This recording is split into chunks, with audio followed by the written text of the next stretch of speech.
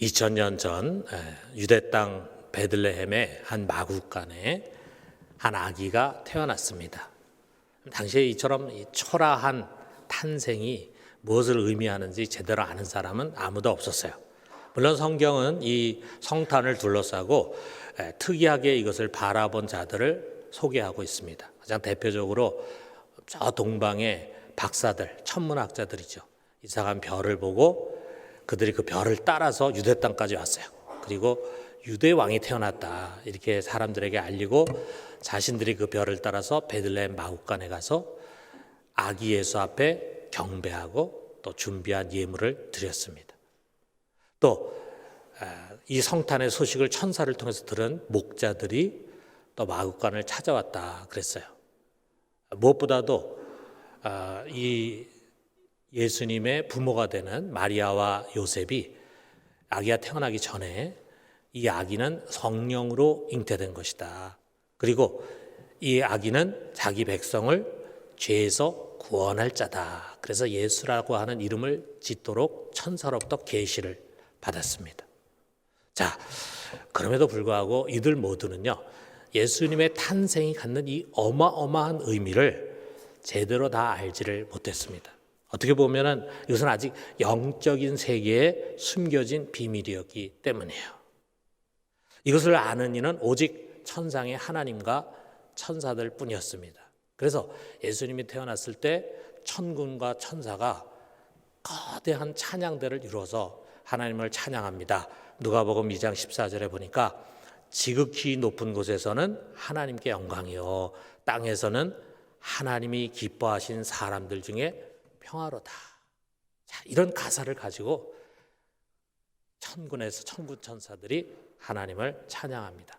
여러분, 이 성탄은요, 한마디로 인간 역사와 자연 창조 세계를 뒤흔드는 유일무이한 그런 사건이었습니다. 그의 탄생은 모든 것의 새로운 시작이에요. 여러분, 올해를 우리가 AD 2019년이라고 표기하잖아요. 자, 그 말은 예수님이 태어난 해로부터 2019년이 되는 해다. 그런 뜻이잖아요. 이것처럼 우리 인류의 연력은 예수님의 탄생을 중심으로 BC와 AD로 나눠지지 않습니까? BC는 Before Christ, 예수 그리스도가 태어나기 이전 해. 그 다음에 AD는 Anno Domini, 주님의 해라는 뜻이거든요. 주님께서 태어난 그 해부터 이제 예수님 이후에는 AD로 표기해가지고 연력을 사용합니다. 자, 이처럼 그분은 새로운 역사의 시작이에요. 자, 그러나 역사적인 사건으로만의 시작이 아닙니다. 예수는 만물을 새롭게 하기 위해서 이 땅에 오셨어요. 죄로 오염되고 혼탁하게 되고 뒤틀어지고 하나님으로부터 분리된 이 세상을 새롭게 하는 것입니다. 그 중에서 무엇보다도 자, 만물 중에 가장 부패한 것이 사람의 마음이라 그랬잖아요. 이 세상에 만물이 부패했지만 그 중에서도 가장 부패한 우리 사람을 새로운 사람으로 만드십니다. 아울러 이 세상 나라와는 전혀 다른 새로운 나라, 하나님의 나라를 세우시고 다스리시는 것입니다. 여러분, 우리 중에 이 새 것이라고 하는 것을 싫어할 사람은 아무도 없을 거예요. 새 차, 새 폰, 새 아파트, 새 해, 새 사람. 이게 뭔가 새자가 붙으면은요, 다 이게 좋습니다. 듣기가 좋습니다. 얼마나 이걸 원합니까? 우리 사람들이 오래돼서 낡고 더러워진 것, 그것을 버리고 새롭고 깨끗하고 순결한 것, 그것으로 시작하고 싶어 합니다. 자, 그런데 우리 구약의 전도서에서 이런 표현이 있어요. 전도서 1장 9절 하반절에 보면은 해 아래에는 새 것이 없나니 그랬습니다. 여러분, 이 세상에는 새 것이 없습니다. 우리가 새 것이다라고 생각하고 뒤돌아보면은요, 과거 언젠가에 있었어요. 또 지금은 새 것인데 조금 지나면 또 헌 것이 됩니다. 자, 새해도요, 1월 1일이나 새해지 조금만 지나면은 이제 헌해가 되고 맙니다. 이처럼 해 아래는 새 것이 없지만 예수 안에서는 모든 것이 다 새로운 것이 되는 것입니다. 고린도후서 야고보서 5장 17절의 말씀이잖아요. 자, 우리 같이 한번 읽어봅시다. 그런즉 누구든지 그리스도 안에 있으면 새로운 피조물이라. 이전 것은 지나갔으니 보라 새 것이 되었도다. 우리 그리스도 안에서는 지금까지 살아온 삶의 연장이 아니에요. 새로운 각성이나 또는 과거보다는 더 나은 삶이 아니에요. 완전히 새로운 사람입니다. 새로운 삶이 시작이 됩니다. 그리고 새로운 삶의 목표가 주어지게 됩니다. 자, 오늘 주님께서 그의 제자인 도마와 빌립과 나눈 대화 속에서 우리가 이거를 좀 돌아봐요. 자, 첫째로 예수님은 우리의 존재를 새롭게 하셨다라는 거예요. 자, 여러분 우리가 지금까지 살아오면서 보면은요, 우리가 만나는 사람 다 대부분이 우리하고 비슷한 사람들입니다. 막 고만고만한 사람들이죠. 또 그 중에는 좀 아주 착한 사람, 또 선한 사람, 아주 존경할 만한 사람도 있죠. 그런 사람을 우리가 만나게 되면은 뭔가 삶의 도전을 받습니다. 나도 좀 저렇게 살아야지. 이렇게 본받고 싶어지는 그런 마음이 들어요. 그래서 그런 사람 통해서 또 우리 삶이 더 향상되고 발전해 갈 수 있어요. 자, 그런데 우리가 보면은요, 그들 역시 불완전한 인간일 뿐입니다. 그들의 삶을 좀 더 자세히 들여다보면은요, 실망할 것들이 많습니다. 모든 인간이 다 마찬가지라 이거예요. 젊었을 때는 굉장한 것 같아도요, 이제 나이가 들면은 늙고 그리고 치매에 걸리기도 하고 그러다 결국 약해져서 죽게 됩니다. 그게 우리 인간의 모습이라 이거죠. 자, 그러나 이 땅에 오신 예수님은 그런 분이 아닙니다. 본질이 우리와 전혀 다르신 분입니다. 오늘 우리가 읽은 말씀이 그것을 가르쳐주고 있어요. 자, 먼저 빌립이 예수님께 간청한 말을 한번 생각해 봐요. 8절에 보니까 주여 아버지를 우리에게 보여주옵소서 그리하면 족하겠나이다. 이렇게 얘기합니다. 하나님 좀 우리에게 보여주십시오. 그런 간청하는 거죠. 어떻게 보면 좀 어린아이 같은 이야기일지 모르지만 정말 솔직한 말이에요. 여러분 우리가 하나님 믿으면서도 종종 그런 생각 같습니다. 우리가 하나님 좀 볼 수 있으면 좋겠다. 그럼 내가 좀 확실하게 믿을 텐데. 여러분 그런 생각 갖지 않습니까? 모든 사람들이 다 그런 생각을 가지면서 신앙생활을 할 거예요. 자, 그런데 여러분 우리가 보면은 하나님 만든 이 자연 세계를 탐구하는 자들이 과학자들이잖아요. 이 과학자들은요, 우리보다 훨씬 더 이 우주의 세계를 잘 이해하고 있습니다. 이것이 얼마나 광대한 것인지, 또 이것이 얼마나 조화로운 것인지 이것을 보면서 신이 있다고 믿는 사람들이 많아요. 또 우리 철학자들, 공부를 많이 한 철학자들은 얼마나 논리적인 사람들입니까? 그들은 그런 논리적인 추론 가운데서 분명히 모든 만물이 시작된 최초의 원인자가 있을 것이다. 또 모든 만물의 궁극적인 목적이 되는 아주 퍼펙트한 완전자가 있을 것이다 라고 이렇게 그들의 논리 속에 상정을 하고 그것을 신이다 라고 정의합니다. 자, 그런데 여러분 사실 얼마나 추상적이고 막연합니까? 그런 신은요, 어떻게 보면 신비 속에 감춰져 있다고 볼 수 있죠. 자, 율법 아래에 있었던, 율법을 받았던 유대인 빌립도 다르지 않습니다. 자, 그들의 조상 아브라함의 하나님, 이삭의 하나님, 야곱의 하나님 도대체 어떻게 생겼을까? 아브라함은 그를 만났고 이삭도 그를 만났고 야곱도 그를 만났다 그러는데 나는 아직 만나지 못한 것 같아. 어려서부터 율법으로 들었던 그분입니다. 그리고 이제 예수 선생을 통해서 그의 기적을 통해 그분이 역사하신다는 것을 보고 그분이 존재한다는 것을 믿어요. 그런데 그 하나님을 볼 수만 있다면 참 명쾌한 믿음을 가질 수 있을 텐데, 그런 의미에서 아버지를 좀 보게 해 주십시오. 이렇게 빌립이 간청합니다. 어떻게 보면 이 빌립의 마음이라는 것이 모든 인간 속에 있는 갈망이라고 할 수 있어요. 자, 그때 우리 주님께서 뭐라고 대답합니까? 9절에 보니까 빌립아, 내가 이렇게 오래 너희와 함께 있으되 내가 나를 알지 못하느냐? 나를 본 자는 아버지를 보았거늘 어찌하여 아버지를 보이라 하느냐? 내가 나를 보지 않았느냐? 나를 본 자는 하나님 아버지를 본 것이다. 예수를 보는 것이 곧 하나님을 보는 것이라 이거죠. 이 말은 단순히 예수님이 하나님의 대변자고 대리자라는 그런 말이 아니에요. 보이지 않는 하나님, 우리 하나님 보이지 않잖아요. 보이지 않는 하나님이 보이는 예수로 우리 가운데 오신 거예요. 그런 의미에서 예수는 하나님 아버지의 자기 계시입니다. 하나님이 자신을 계시하시는데 예수와 성경, 이 크게 두 가지로 자신을 계시하신 거예요. 자, 동시에 예수님은 하나님이 자신을 계시하는 것뿐만이 아니라 스스로가 하나님이심을 우리에게 보여주고 있어요. 말씀이신 하나님, 로고스 하나님, 성자 하나님, 우리가 예수를 그렇게 부릅니다.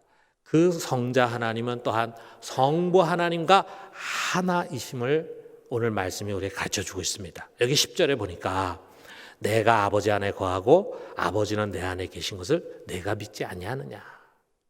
내가 너에게 이르는 말은 스스로 하는 것이 아니라 아버지께서 내 안에 계셔서 그의 일을 하는 것이니라. 우리 예수님께서 하신 이 말씀 속에서 우리가 알 수 있잖아요. 자, 성자는 성부 안에 지금 계신 거예요. 그리고 성부 하나님도 인간으로 오신 성자 예수 안에 계셔요. 그래서 거기서 그의 일을 그분이 하시는 것입니다. 예수님은 이것을 믿으라 이렇게 명하십니다. 11절에 보니까 내가 아버지 안에 거하고 아버지께서 내 안에 계심을 믿으라. 그렇지 못하겠거든 행하는 그 일로 말미암아 나를 믿으라. 내가 아버지와 동일한 하나님이라고 하는 그것을 믿어야 된다 하는 것을 가르칩니다. 여러분, 이것을 믿는 것입니다.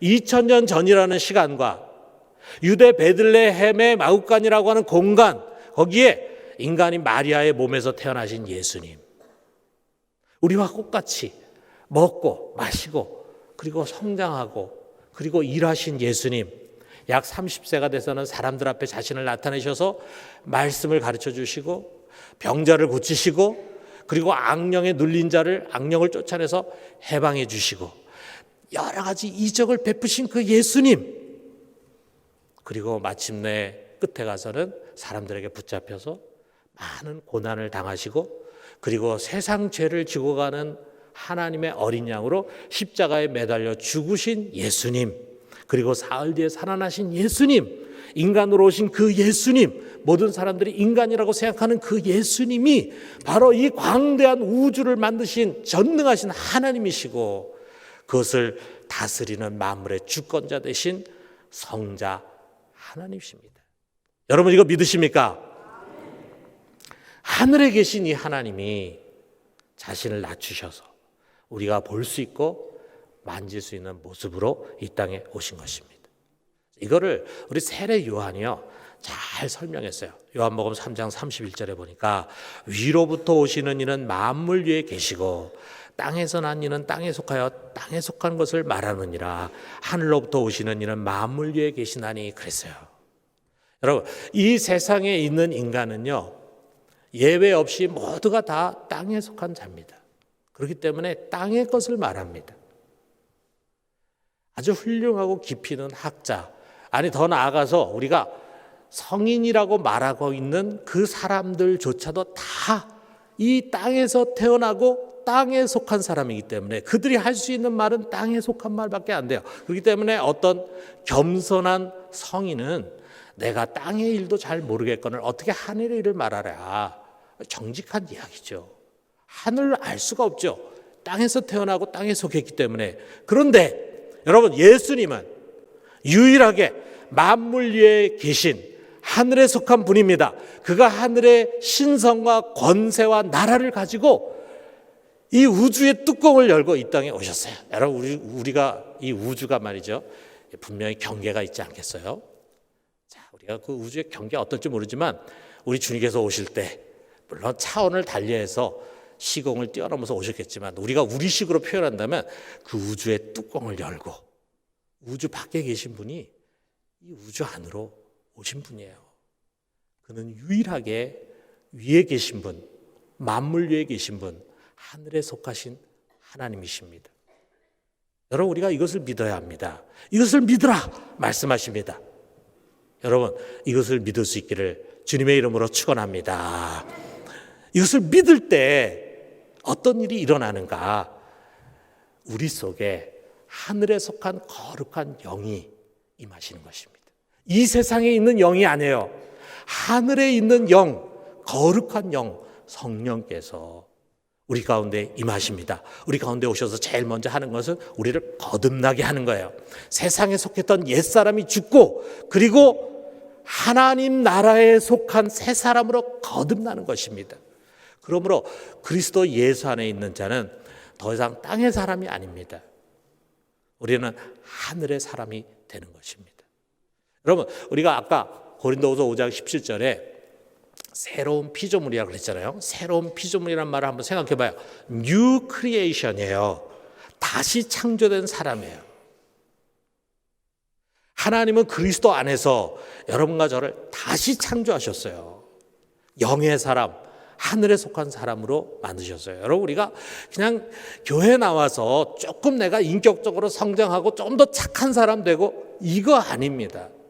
우리가 예수를 믿는다고 할 때 이 정도의 변화를 우리 갖는 것이 아니에요. 우리는 그거밖에 인식할 수 없을지 모르지만 말씀을 통해서 우리가 어떤 존재가 된 것인가를 알고 그것을 믿음으로 받아들여야 돼요. 여러분, 우리는 그리스도 안에서 완전히 새롭게 창조된 피조물이에요. 우리는 더 이상 땅에 속한 자가 아니라 하늘에 속한 자고 영의 사람이 된 것입니다. 그렇기 때문에 이 세 사람은요, 영에 속한 사람이기 때문에 영적인 세계를 볼 수가 있어요. 믿음의 눈으로. 영원한 세계를 내다보고 그것을 사람들에게 전도하고 가르칩니다. 만약에 예수를 안 믿으면은 당신이 이렇게 심판을 받게 됩니다.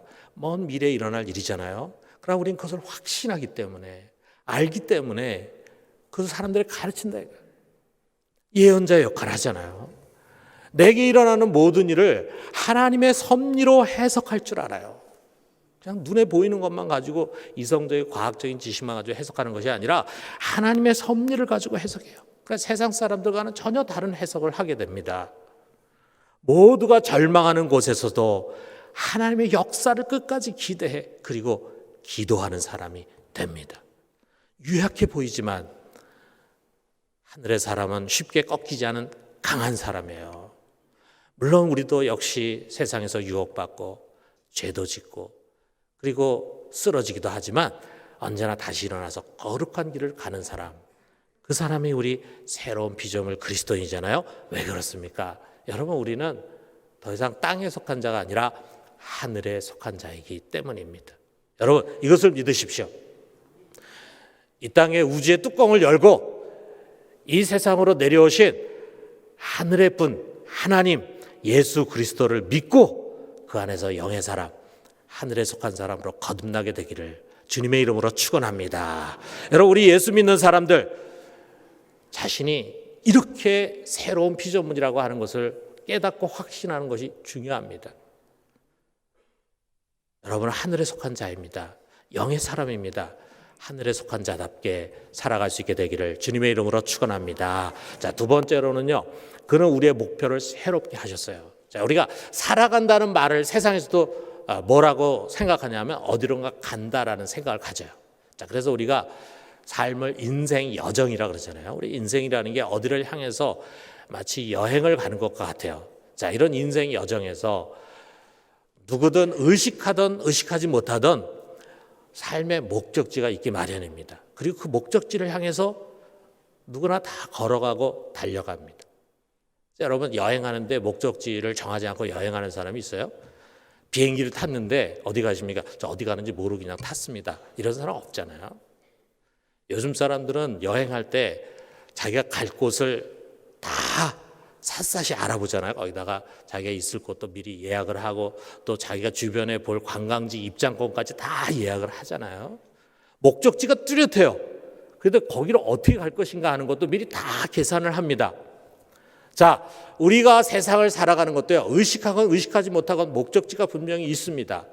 그 목적지는 사람마다 다르죠. 많은 사람들의 인생의 목적지가 뭐냐? 부귀영화예요. 부귀영화가 인생의 목적지예요. 어떤 사람들은 자기가 하는 일에서 최고의 사람으로 성공하는 것이 목적이야. 그래서 무조건 저 꼭대기를 향해서 전진 또 전진합니다. 어떤 사람들은 소박하지만 가정의 행복이 삶의 목적이에요. 그래서 굉장히 가정적인 사람이 되겠죠. 요즘 젊은 사람들하고 일하는 분들은 그런 얘기합니다. 세대가 다릅니다. 생각이 다릅니다. 요즘 젊은 사람들의 삶의 목적은요, 인생을 즐기는 거라. 돈 모으는 것도 아니고 미래를 계획하는 것도 아니고 그냥 지금 하루하루를 즐기며 살아가는 거. 그게 삶의 목적이라 이거예요. 여러분, 목적은 다 다양하지만 공통점이 있습니다. 그게 뭡니까? 이 모든 것들이 다 땅의 것이고 세상에 속한 것입니다. 그리고 땅에 속한 것은요, 우리에게 만족을 주지 못해요. 잠깐 만족을 주는 것 같지만 조금 뒤에는 금방 또 목마릅니다. 여러분, 제가 이렇게 물을 마시잖아요. 근데 조금 얘기하다 보면 또 목말라. 이게 바로 이 세상의 만족이에요.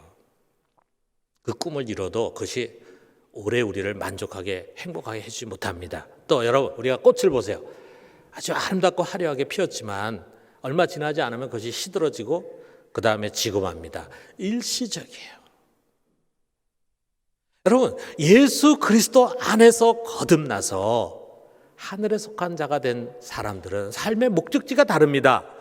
도마가 예수님께 묻습니다. 5절에 보니까 주여 주께서 어디로 가시든지 우리가 알지 못하거늘 그 길을 어찌 알겠사옵나이까. 도마가 지금 생각하는 것은 세상의 길이에요. 그런데 어디로 가야 할지 모르겠다 이거예요. 그랬을 때 예수님은 정말 전혀 다른 차원의 대답을 주십니다. 6절에 보니까 예수께서 이르시되 내가 곧 길이요 진리요 생명이니 나로 말미암지 않고는 아버지께로 올 자가 없느니라. 글쎄요, 길이 뭔가를 물어보는데 예수님은 지금 우리가 가야 할 목적지를 가르쳐 줍니다. 아버지께로 올 자가 없다. 다시 말하면은 우리의 인생의 목적이 무엇인가, 또 그 길을 어떻게 가야 하는가라고 하는 것을 가르쳐 줍니다. 여러분, 우리 하나님의 사람의 인생의 목적은 무엇입니까? 하나님 아버지예요. 하나님 아버지. 여러분, 우리는 주님 안에서 부름을 받은 날부터 이제 하나님 아버지를 향해서 가는 순례자들이에요. 거기가 본래 우리 생명이 나온 곳입니다. 그분이 우리를 만드셨잖아요. 그분 속에 의와 거룩이 있어요. 빛이 있어요. 영생이 있어요.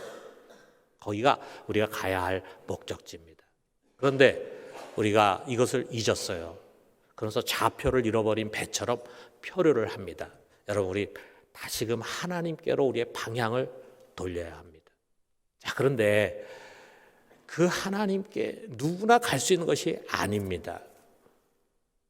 거기에 갈 수 있는 사람은 아무도 없습니다. 여러분, 우리가 이런 거 생각해 봐요. 자, 지금 이제 과학이 발달하고 힘이 있는 그런 나라들은 벌써 우주선을 막 쏘아 올리잖아요. 미국이라든지 러시아라든지 중국이나 이런 나라들은 벌써 달이나 또는 이제 화성이나 이런 데로 인공위성을 쏘아 올립니다. 자, 그런데 만약에 태양을 향해서 우주선을 쏜다 한번 생각해 봐요. 그 태양에 착륙할 우주선.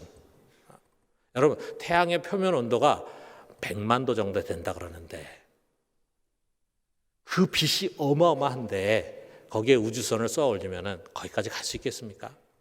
아마 도중에 다 타서 없어질 거예요. 만약 태양에 안착할 수 있는 인공위성을 만들 정도의 기술이다 그러면은 어마어마하겠죠. 어느 세월에 과연 만들 수 있겠습니까? 그런데 하나님은 그 태양보다 몇만 배, 몇십만 배 더 밝은 빛이 되는 분이에요. 아무도 그 근처에 근접할 수 없는 거룩한 빛입니다. 빛의 오리지널입니다. 우리 죄인은 결코 그곳에 갈 수가 없습니다. 우리가 어떻게 우리의 인생의 목적지를 하나님께로 향하고 그곳으로 갈 수 있는가? 예수 그리스도, 그가 우리가 하나님께로 갈 수 있는 길입니다. 다른 어떤 종교가 아닙니다. 다른 어떤 위대한 사람이 아닙니다. 다른 어떤 철학이 아닙니다. 오직 예수님의 십자가만이 우리의 죄를 없이 해서 거룩한 곳으로 갈 수 있게 하는 유일한 길이에요. 여러분, 이것을 위해서 우리 예수님께서 인간의 몸으로 이 세상에 탄생하시고 오신 것입니다. 사랑하는 성도 여러분, 예수 안에서 새롭게 창조된 우리에게는 새로운 삶의 목적지가 주어졌어요. 빛과 거룩과 의의 하나님이십니다. 영원한 분이십니다. 여러분, 우리의 항로를 그분께 고정시켜야 해요. 그렇기 때문에 여러분, 우리가 무엇을 소유하고 무엇을 누리고 무엇을 성공하고 무엇을 이루는 거, 이거는 하늘의 사람, 영의 사람의 인생의 목적이 될 수가 없습니다.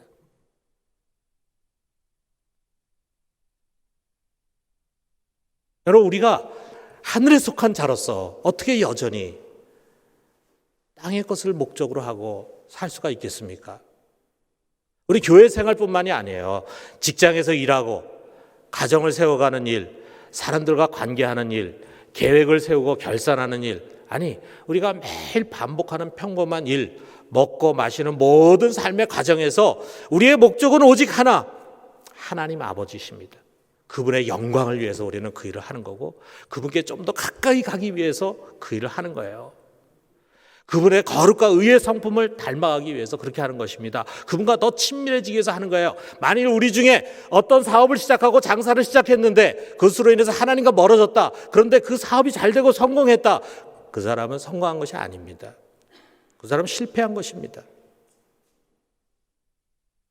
우리가 무슨 일을 계획하고 시도했는데 그것으로 말미암아 우리가 하나님부터 멀어졌다.